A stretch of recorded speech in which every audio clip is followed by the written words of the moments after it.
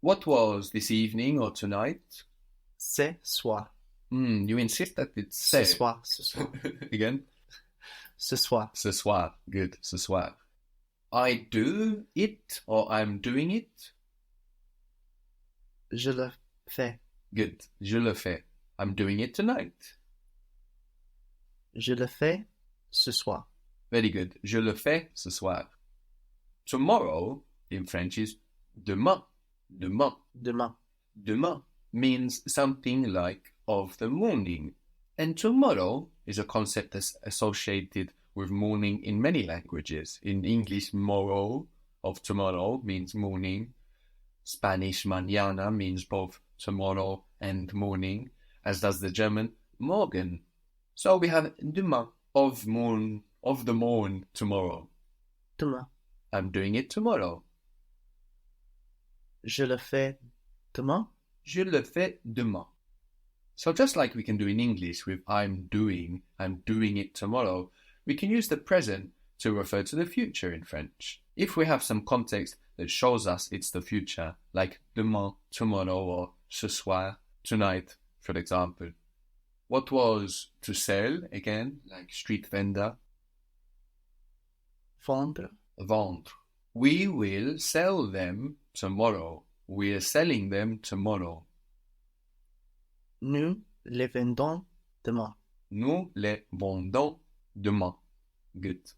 The car, how was the car? La voiture. La voiture. We will sell them the car tomorrow. We will sell them the car tomorrow. Non, le. It's EU, no, like in je peux, with an R on the end, which we hear, le. Nous leur vendons la voiture demain. Very good. Nous leur vendons la voiture demain. We will sell them the car tomorrow. So here, sell them is sell to them. No, so we've used leur. Very good. Monday in French is lundi. Monday, lundi. Lundi. Monday is the day of the moon in English, and the same in French. In French, the moon is la lune, so lundi is moon day. Also, where we get lunatic from. Lunatic is somebody that's like under the influence of the moon. So we have L-U-N. This UN is like in un peu, no, lundi, D-I. And for on Monday, you'll also just use lundi, no need for on. So how would you say they will sell us the car on Monday? They will sell us the car on Monday. Ils nous vendront la voiture lundi. Good, that it's not vendon. You thought about how it's written, which is good, but Ils nous vendent la voiture lundi. Good. Ils nous vendent la voiture lundi. So we have ENT, and that ENT, which is silent on the end of verbs, just helps us hear that D before. Ils nous vendent la voiture lundi. Interestingly, the glasses in French are something like moon glasses. Les lunettes. It's plural. Les, no? That's L-E-S. We can hear that S because the E has changed. Les, not le. And of course, the UN in lunette is not one syllable like in lundi, no? Lunette. Les lunettes, the glasses. Les lunettes. So that's coming from moon, which means if you say the sunglasses, for example, les lunettes de soleil, you are saying something like moon glasses of the sun. What was to buy? Acheter. Acheter or acheter. We said how this E that is very soft, acheter, can completely disappear in the two form acheter. But when that E is accented, no, it comes out in force. How is I buy? J'achète. J'achète. Very good. We also saw appeler, which was like this, the verb which means to name, which we used to say, like I'm called, I call myself, je m'appelle. We go from appeler, appeler, and then when we say I, that E comes out in force, no? Je m'appelle. So we have j'achète, I buy, and they buy. Ils s'achètent. Ils achètent. Very good. Or elles achètent. When we add on for we, onto acheter. Now, if we remove our ER and put on, the E of acheter, acheter, it isn't accented, is it? So how might that sound? We buy. Nous achetons. Nous achetons. Achetons or achetons.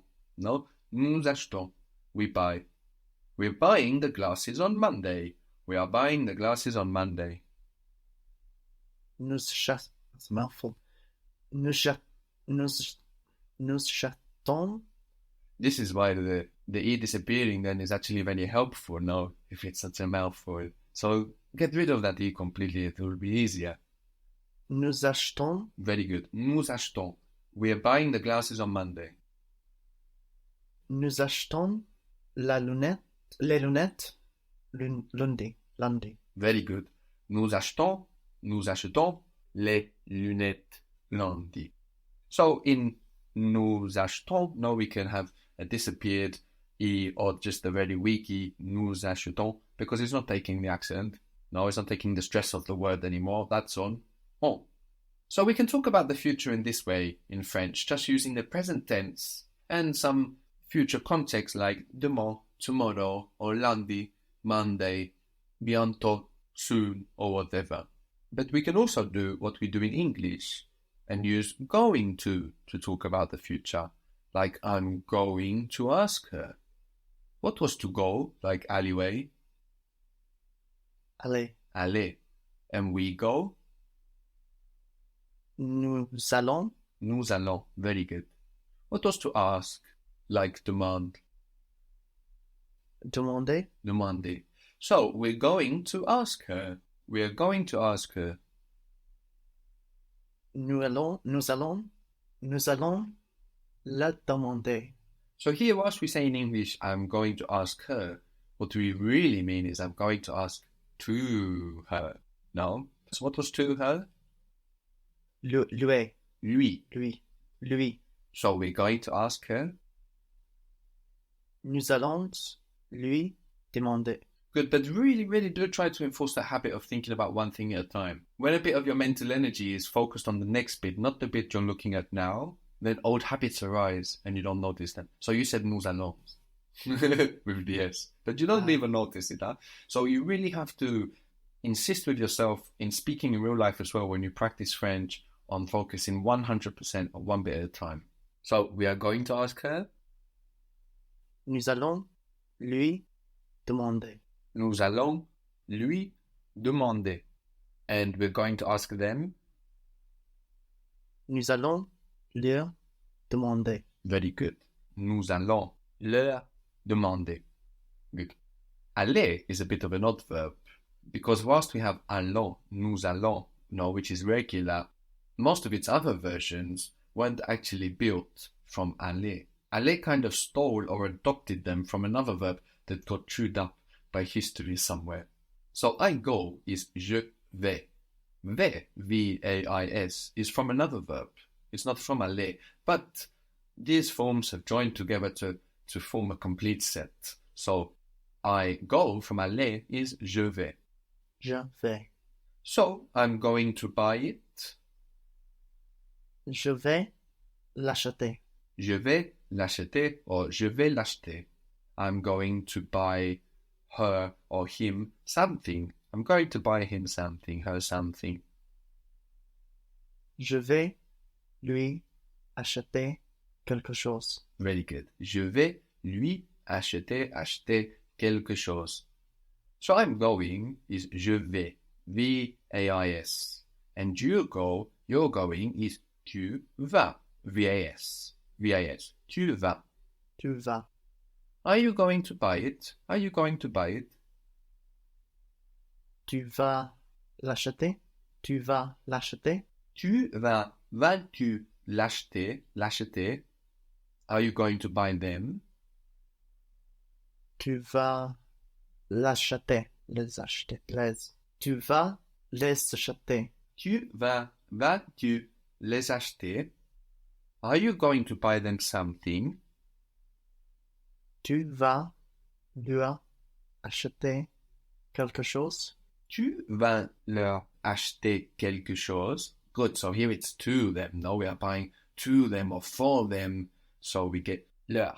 So it's not just to them. Mostly it's to them, but sometimes, we want to translate it as for them. For example, as in this case, are you going to buy them, to buy for them something?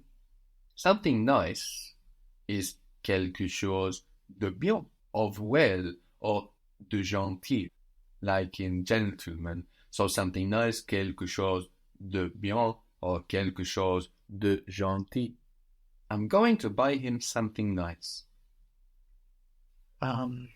Je vais lui acheter quelque chose de gentil. Very good.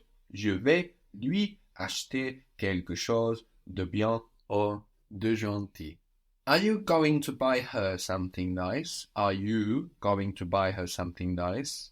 So, you are going was tu vas, V-A-S.